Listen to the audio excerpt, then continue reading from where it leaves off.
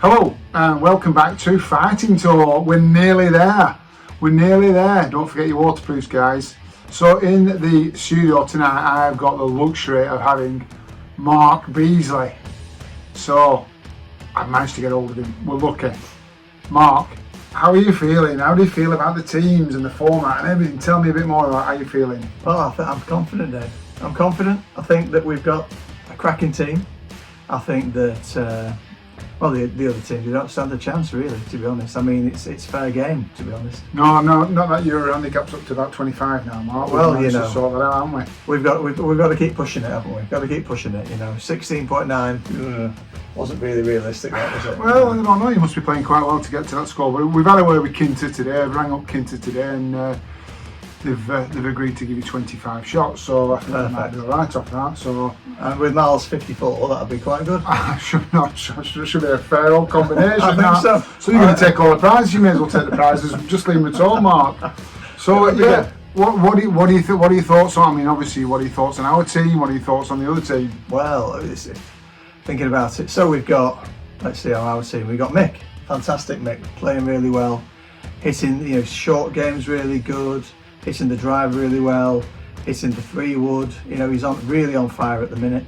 The drive, I've never seen anybody drive it so long. No. But then you've got on their team, you've got AD. I've never seen him sit to drive it so long though.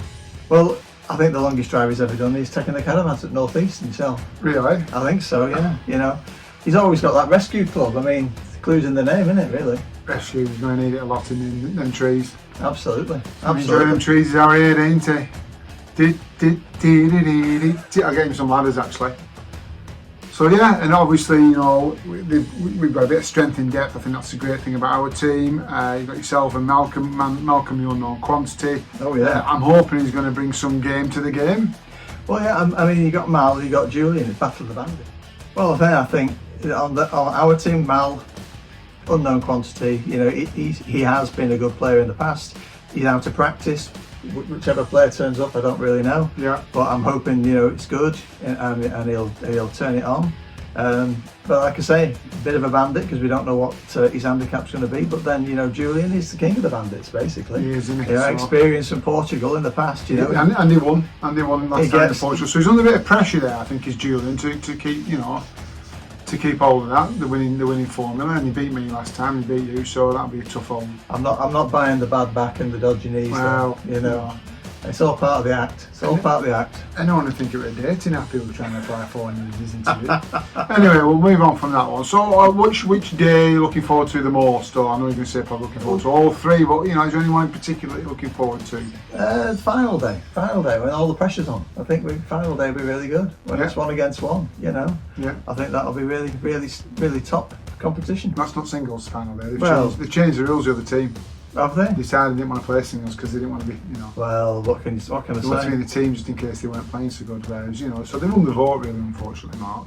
Well, I am a bit concerned about the other team. I was thinking about bringing one of our paramedics over, because they're falling apart a bit. They are. I mean, he might get saved on the last day by the rain. I mean, you've got Julian with has he got a bad back? Has he got a dodgy knee? You've got Carl, bad back. Bad back. His pads upstairs. You got who knows. So obviously the formats. Are you all right with the formats? Everything else, Absolutely, format's fine. Yeah, format. I don't really get the format, to be honest. Okay. I don't always understand it. But, do you know Stableford? Do you understand Stableford? How Stableford points work? I've got a clue. Yeah, but okay. Does it matter? It don't matter. Nothing really matters. The only thing that matters is golf. Golf matters. And golf and having a bit of banter. I think our team's strong enough to win, regardless of the format. Yeah. We're not really keen. We're not really that competitive, but we're going to win, aren't we? Absolutely. Yeah. Absolutely. So and obviously we've got some cracking food booked, and I don't know if you're bringing your budgie smugglers or not, but I'll be bringing mine. I think I'll leave them behind. Yeah. You think so? Mm-hmm. Okay. Well, we might need on Monday. We might be doing a bit of swimming on Monday. Well, we're swimming on the golf course on Monday. The forecast. What is our secret weapon, Mark? The super sizzling DILF Mick Buckley. What can I say? What does DILF stand for? Well, I think you need to look that one up, Dave. All right, okay. Yeah. Girls think he's hot. Oh, that's probably. We think his golf's hot. Yeah. Yeah, absolutely. Well, let's hope he's on fire. Well, let's hope so, Because, all the lead up to this weekend, it's, form guide, all that sort of stuff. I'm a bit wary of Gary, and to be fair, the first day, I must say, Paul's a great player. Paul will be solid. I will be surprised if Paul shoots over 80 on the first day. So I think he'll be really competitive. I would have thought Gary will be shooting mid-80s. So they're going to be a real tough nut to crack, I think, Mark. But so I'm relying on you and.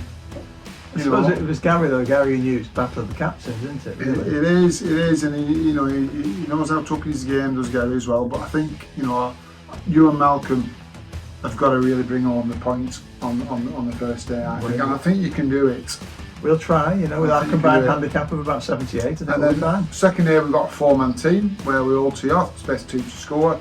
On the Stableford game, I'd like to think again by the end of day 2 we'll either be drawing or nudging ahead. I think on day 2, and obviously then down to the big day on day 3 when it all matters, everything matters, all the prizes to be won.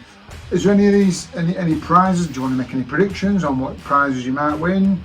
Nearest the pin, or shit shirt, or best drive, or worst drive, or shortest drive, or worst putter? Any of these? I mean, predictions. I think Adie's got form at getting nearest the pin, isn't he? I think there's a chance there. Adie getting pushers and stuff like that. Nearest the pin, yeah, absolutely. Yeah. Longest drive, I think. Mick's got a chance. Yes. Up against you and Gary, I think Mick's got a chance. He's really been hitting that sweet spot. Yes, yeah. So I think Mick will be probably the favourite in that. I've seen his Well, mind you, you're undermining your own game here, Mark. I'm damn sure you'll be knocking on the door on some of these prizes. Well, yeah, we'll see. We'll see. See which one turns up on the day. So anything you want to say to the camera as a final hurrah? Before we go, lay it down, fighting talk, off you go. Birdie Hunters win, Lagerbellens lose.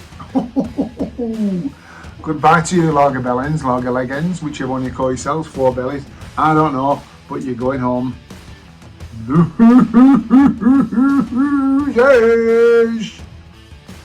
And thanks again for watching another one of the episodes of Fighting Talk. And Beesley and Bennett, over and out. We'll see you on the course, if not in the clubhouse.